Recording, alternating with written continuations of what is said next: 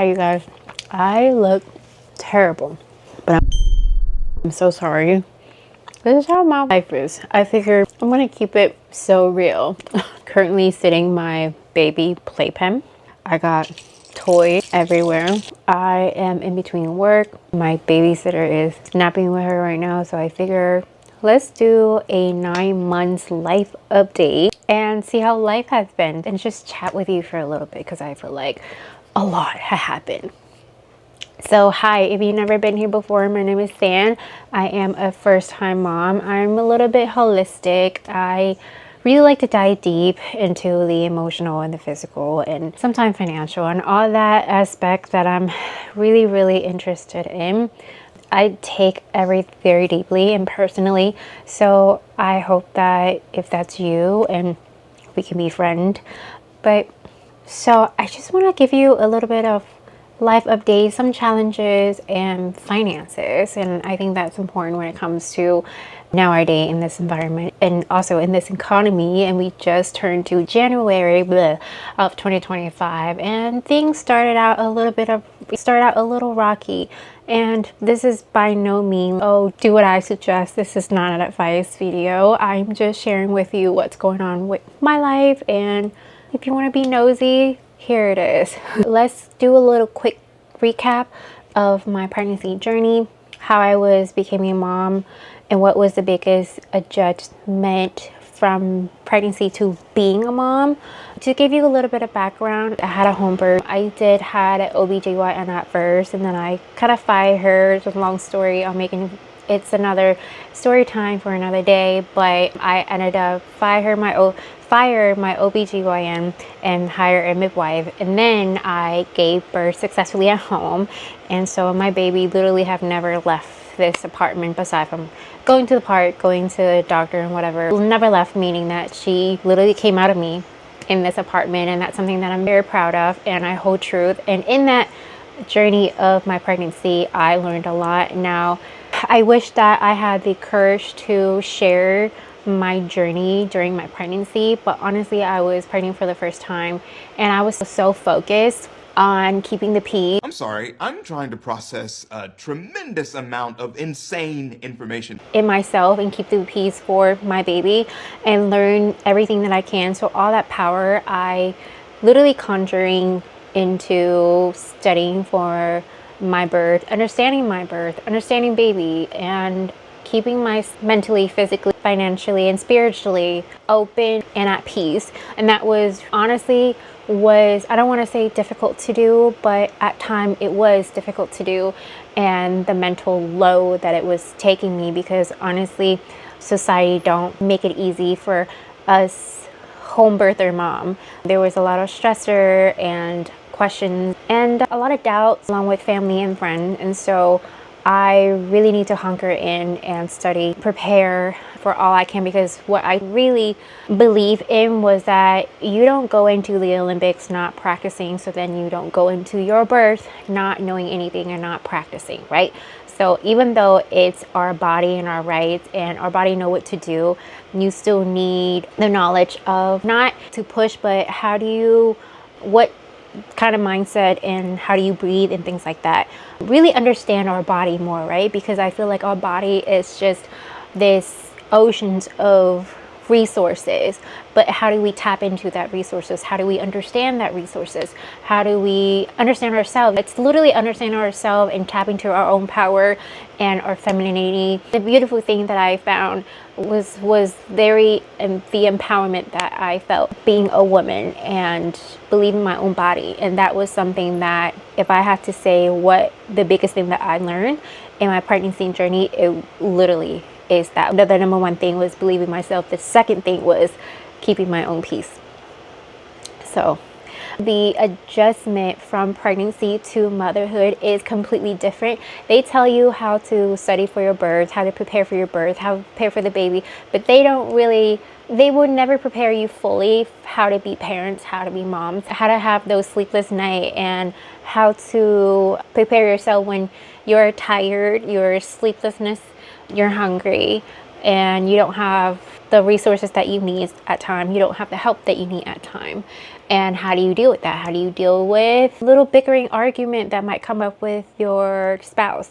Your baby is crying all at once, but you're exhausted. So how do you deal with that? That's something that will never prepare you enough for, but you have to learn through, because I always believe this is the journey of life, and you're here to experiencing things. So even though bad, good, and the wonderful and the amazing, you still has to learn and go through it. Get to tell stories. I'm sitting here and telling you a story right now, so it's okay that you don't learn it all, because you never will prepare enough, right? That's the beauty of it. How did reality of motherhood compare to what you expected?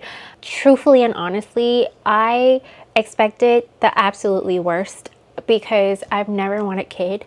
To honestly be honest with you, I've seen people have kids and it just looked kind of miserable to me. They don't have independency, lack of sleep, lack of resources, lack of help. And literally, if you think about it, everything that you are doing now, if you don't have kids, everything that you are doing now, having kids is just an add-on. It doesn't take away anything at all. It's just gonna add on. And then I often ask myself, how do I do it? How the love will carry you through. And that's literally all I have to say for myself. I am so tired. You can see the back under my eye. I don't have a lick of makeup on myself right now, but I feel good. I feel fine. I never felt so fulfilled. I've never felt so whole. I never felt so loved. And I'm going to cry saying this. Oh my God. Being a mom also makes you feel so emotional. I'm going to stop right here. My husband was walking into the room trying to get his headphone and yoga mat to go to the gym. So in transition to my husband going to the gym, the biggest challenge is finding time for ourselves, literally. I feel like a lot of family in America, they're secluded, meaning that we really don't have that port of a village. You often hear that saying, oh, it takes a village to raise a child. Here goes. We often do it daily with all the routine that we have to do, plus baby, without our village. And I think that's one of the things that I tell myself, that having babies or having kids is just going to be miserable. I think that's what it is, because you just feel so lonely. The pregnancy is fine. Everybody congratulate you. Everybody asks about you. But then the baby comes out and then there's this, oh my God, your baby is so cute. And blah, blah. They just want to see your kid and then gone. Everybody's just left, packed up and left. And now you're here raising your baby with your partner. And sometimes I see single mom does it, and really I don't know how. Applause to all of you if you are a single moms. I don't know how. I salute you. I truly, from the bottom of my heart, I don't know how. Even though I complain so much, I feel like I'm just so blessed to have my husband, who is there for every poopy diaper, every bath time, every time we go to the doctor. Literally, she's just 8 months. Literally a couple weeks ago, when she was just 8 months, I just took her to the doctor by myself at 8 months. How freaking spoiled I am. But that's when you say it out loud and people tell you, oh, that's how it should be. But no, it's not. A lot of moms, women get that kind of support. So I just have to be appreciative. Be appreciative is the main thing. And we can talk about relationship a little bit later. So speaking of not having village, you go through things like sleep exhaustions because you just don't have help. That means that baby, when they're small, they need to feed, burp, poop, change, awake every 2 hours. And then it gradually increased to 3 hours, 4 hours, 5 hours. So, but then in between that, you really have to keep them. You have to play with them. You have to interact with them. You can't just leave them. That's the whole point. You cannot leave them. They literally rely on you for their whole life. It's a tremendous amount of pressure. And also, we'll talk about how much it means to me to be a mom, and it is so worth it. And I really hate saying that because it's just so cliche. Everybody say that it's so worth it, but it really is. Also, balancing personal time, work time, parenting time. There's really no balancing at all. You just are parents at all time, and everything else is just a moving piece. And then finding helps. If you don't have a village, it's okay to hire help, pay for help. It's absolutely okay. But some of us don't have that resources. We're just blessed to be able to find those resources. So I'm not here to complain, just telling you how it is. The emotional and mental challenges. The emotional and mental challenges is quite difficult. It is reasonably so that is difficult for a mom, for me, who gave birth and having to heal, and in between of my healing and taking of a baby all at once and having this whole full-time job 24/7 365 days a year. I haven't even reached a year yet, you guys, but look at these Gucci eye bags. So it is quite stressful. And then it takes a mental health and emotional health on your marriage as well.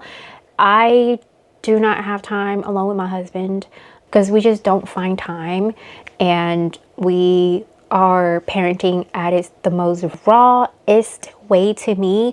And what I meant by that was that I am breastfeeding. I am a breastfeeding mom, 9 months, still going strong, and we co-sleep and we do all these things that culturally for me, I honestly believe in. Me as a home birther and mom, I also, that could clues me to the most holistic approach, more, I call it the rawest approach.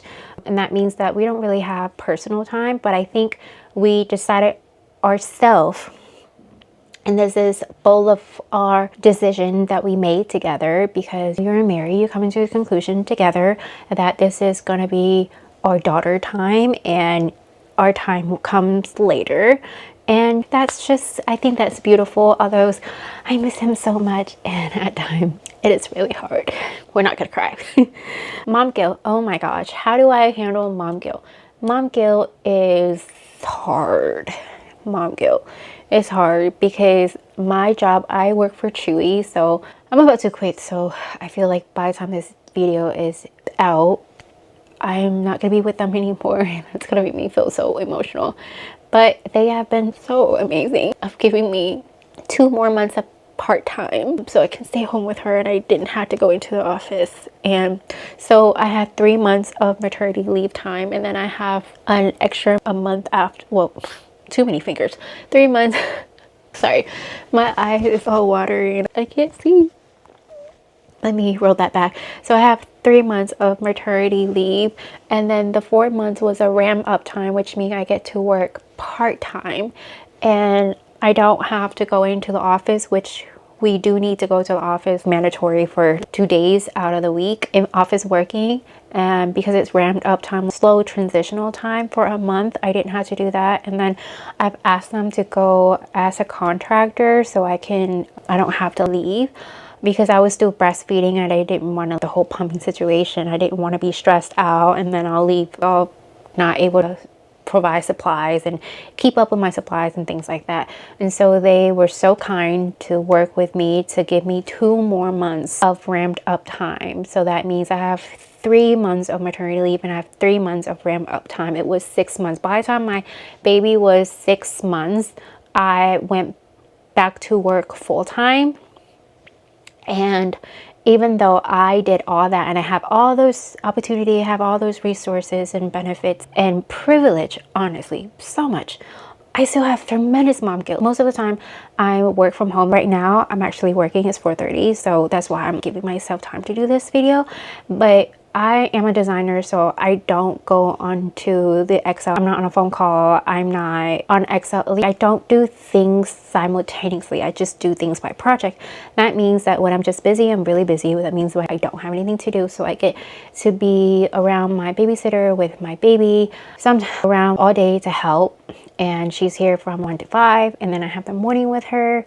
And then twice a week I go into the office, but then that twice a week I felt tremendous mom guilt up until my baby seems to taking a liking to my babysitter, and she became part of our family, part of our unit, and my baby just seems so comfortable with her that I just don't even think twice to leave my baby with her anymore, because she's always so happy and giggle. Even when I come back, she wasn't crying or anything. So that relieved my mom guilt, but still, I still felt some type of way if I go somewhere to get my lashes done. I used to go get my lashes done. I used to feel so guilty about that. But the amazing thing about taking time for myself is that even though it was just an hour or 2 hours, I would always come back so rejuvenated and ready to be all for her. And I totally understand what that meant when I saw those TikTok of mom advising that don't feel guilty about do things for yourself, and make sure you do things for yourself, because when you take care of you, you also take care of your family, because you can pour from an empty cup.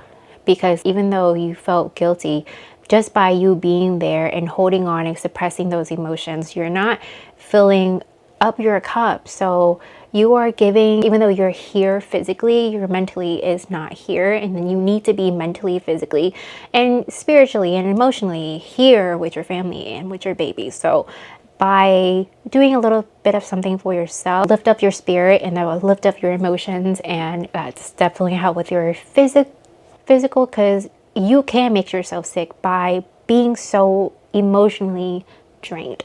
What is one challenge I was not prepared of being a mom? Oh my gosh, I feel like I had so many, and that's why I'm pondering which one, because it's asking for just the one. I feel like breastfeeding. I was not prepared that I would have DMER, when I breastfeed. I didn't know this, but it was genetic. My mom has it, my sister has it, and now I have it too. And oh my God, I'm praying to, I don't really believe in God. I don't want you to hate me for saying this, but I'm just going to be honest and be myself. I really don't believe in God, but I will pray to all the gods out here when I say that I hope my daughter don't have it, and I hope that I didn't genetically pass that on to her, because it's awful. I have DMER. That means that anytime I have a letdown, I feed my baby and the milk comes out the first couple of drops or so, you get the most depressed, negative, just like yucky, nasty feeling. And apparently it's not that common, but it's common enough that in the TikTok mom talk community, there's a lot of people who talks about it, and it's awful. A lot of moms stop breastfeeding for that reason.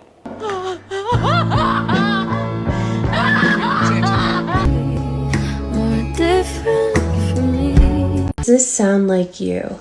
Every time you latch your baby to breastfeed and your milk lets down, you have this intense feeling of sadness. You don't feel well. You might feel physically sick, and emotionally you feel overloaded. I'm experiencing DMER again. It happened with my first child. It is now happening with my newborn.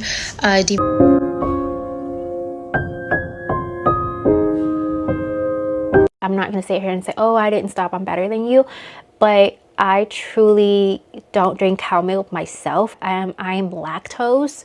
So the entire pregnancy, I didn't drink cow milk at all. That's why, even though I have DMER, I just tough it up, just work through my mental and emotionally stability.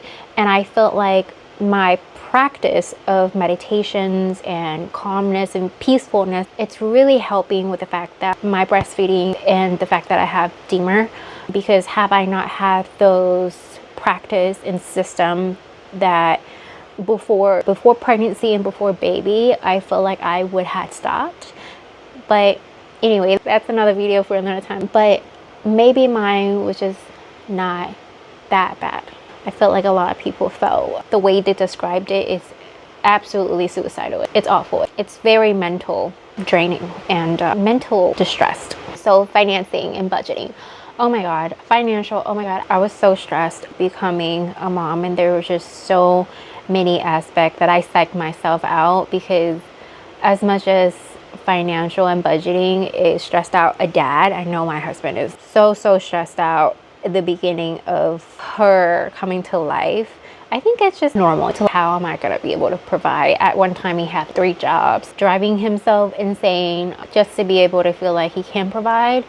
And speaking of financial and be able to provide, I feel like as of this video in January 25, there has been a lot of talk about raising tariff, and Trump being our president right now. So a lot of things are changing. So in the future, I feel like everything is going to be more expensive. And so we currently live in Florida, and then everything is also really expensive here. And we have decided to be becoming expats. So we are looking to move to another country so that I can be a stay-at-home mom and just be there with her, because I really want to do homeschool. we are really stressed about the state of what America has become, the gun violence in schools and bestowing on children, and the living expenses, just living situation, and everybody just living these little apartments, and interest rate is so high, we're not able to get a house. She's growing out of this apartment, so it's just a lot to think about and a lot to stress about. And even food is super expensive. Even eggs is $12 out here. And so we've decided that we're going to leave, and that's what's going to be best for our family. And honestly, that's something too that I did not expect. Maybe my husband did, but I didn't. I definitely didn't. I cried a lot when he mentioned it to me when I was pregnant, but I felt like I've come to these conclusions because reality had hit as of Trump being president, and me having mom guilt and not feeling like I can provide for my baby because I don't really believe in daycare. I'll tell you a story about me hiring the beginning before we found my babysitter now that we have. There was this girl, she came to babysit for my daughter. Literally, she only worked for 2 days, and she told us that she used to be, well, the big reason why she was hired because she told me that she used to work for a daycare. And I was like, great, you're experienced. She was literally the worst babysitter we ever had. The worst. And she said, oh, when I work at a daycare, I was just juggle 3 infants all at once. So I fed I fed them one after another. And so I sit this one down, and I was like, oh my God, that's all you did? She did not read to my daughter as I was, even though I told her to. She just looks like she was bored. She did not know how to play with her. So anyway, that was very concerning to me and makes me think it's validate my fear for daycare. This is how it's going to be, then what am I going to do? So the babysitter that we have now is before Bloom. She babysat her brother, and she's literally the best babysitter ever. She treat my daughter like she's family. They interact like they're siblings. It's hilarious, and I appreciate that so much. So speaking of finances and budgeting, so right now, after becoming a mom, I've calmed down a lot in a sense that I did not have my nails done anymore, no lashes done anymore. Obviously, I cut those down because baby needs a lot of stuff, and I'll link a video in this corner somewhere talking about the transitions of baby product that you didn't think that you need. I didn't know. I'm not a clickbait by any mean, but not a sponsor by any mean. But I did not know that if you buy a baby bottle with a nipple at 1 month, you need to be updating by the time she's 3 months, updating by the time she's 6 months, updating by the time she's 9 months. It's mind blowing. And then same with her spoon, and then just little thing that you wouldn't otherwise think about. And honestly, the many videos that I watched when I was pregnant, trying to get a baby register together, no one mentioned of such. So I'll link that video here if you want to watch that. But knowing that now, and obviously diaper, and I want to buy my baby the best diaper and not one of those pampering things like make her butt all red.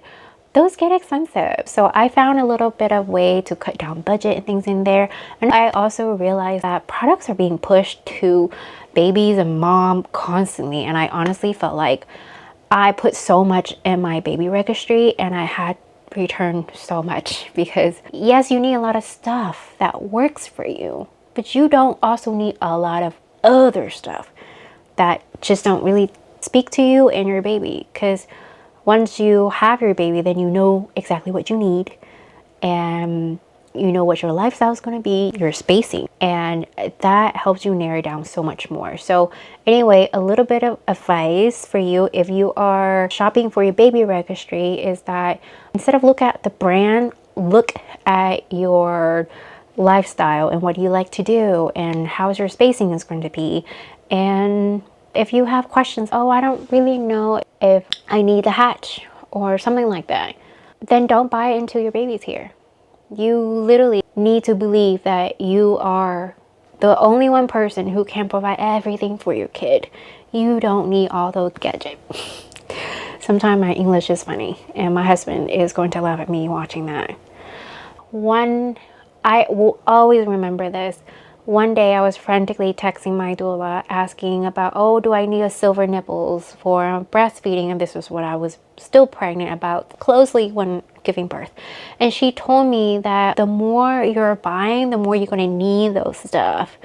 And the less you're going to rely on yourself. And it just literally a light bulb in my head. She is so right. So anytime now that I feel like I need this, I need that, and just product driven, because again, we live in a capitalism society. Let me remind you that you only need you. And the more you buy, the more you rely on the product, and the less you, let me hear it, rely on yourself. Got it. Oh my God. Let's see. What's one thing you thought you needed but didn't? Oh my God, I didn't need a lot of stuff. Like I said, I needed myself. But I think the biggest thing that I thought I needed, but I really didn't, was the hatch. And I think I had a video about it. I'll link it somewhere. But the hatch, I really did not need a hatch, and I'm fine without a hatch. Any financial tip for new expectant mom? I would say the same thing. Trust yourself. And also, when it comes to carrier and things like that, I think that was my biggest thing when I was pregnant. Oh my God, what carrier do I need? How do I know? I don't have my baby. How do I know? I'll have another video on that on a carrier. But to be completely honest with you, if you don't know what carrier to buy, just wait until your baby get here, because they're gonna be so little. You're just gonna go like this for a long time before you need that carrier. You don't need to stress about buying a $400 carrier. You're fine. Just calm down. Let me just calm you down. Let's get to the fun questions. Best moment in joy. Oh my God, so much. Milestone, so many milestones. The biggest milestone right now is she is fully walking at 9 months old. I want to say I don't know how, but I know exactly how. And me and my husband is going to have a video about that. And he literally cannot wait. Personal growth and how motherhood had changed me. Oh my God, I feel like I've grown as a person being a mom. I felt like I was impatient. I felt like I was short and snippy, and I felt like I wasn't enough. I felt like I was short temper and everything I believe in myself when it comes to kid, because I never really liked it. And then surprise, I found out that I wasn't take care of myself enough. So now I take care of myself more. My health, I take my vitamins every day. I prioritize my sleep. I would just do the most simplistic thing. I eat healthy to make sure that I can keep up with my baby and being a mom, because I found that when I don't take care of myself, I cannot show up for her. So when I'm tired, I tend to get snippy and short-tempered. That's all that was. And so I guess when I didn't have baby, I just need to take care of myself. So maybe if you don't have kid and you're watching this video and you're like, oh my God, why am I so upset? Go take a nap. You probably need some snacks and a nap. All right, last but not least, some lesson that I learned. Few things I wish I knew before becoming mom. I feel like this is a whole video in itself, so I'm not going to answer that. What's the biggest lesson I've learned in 9 months? Lately, I've been thinking a lot about how stressed I was, how much I cried, how much I doubted myself, how much I was just crying about the future. And if I was to go back in time, I would totally tell myself that it will work out in the end. And I wish that I would lean into my husband more. But I feel like sometimes you get there in time within your journey. And I feel like it's like a character development thing. You know what I mean? I feel like even if I go back in time and I tell myself what I know now, I probably will not even register it, because I really needed the time to process. But I feel like I will still tell myself to calm down. Everything will work itself out like it should. It always will. And believe in each other more. I wish I did that, because I think we had moments within our marriage that it was just like, why is you doing that? But I think, again, that was, they said a baby will test your marriage. That is so true. I feel like the first day I gave birth, the first 3 days when I first gave birth, and we were so loving. Oh my gosh. It was perfect. It was picture perfect. It was like in the movie. I felt so much love for her. I felt so much love for him. And it just felt like we just got married or something. I just have so much love for him. And then months later, the hating husband, anger started to come out. And I would never expect that. I never expect that at all, because I always was so in love with him, and I still am. Oh my gosh, I feel like I went through that really hardship period, and now I'm like at 9 months I came back to being in love with him again, but I didn't really have that change of scenery because I got out of space. But maybe let's just go back there. I don't feel like I look right here. Hold on.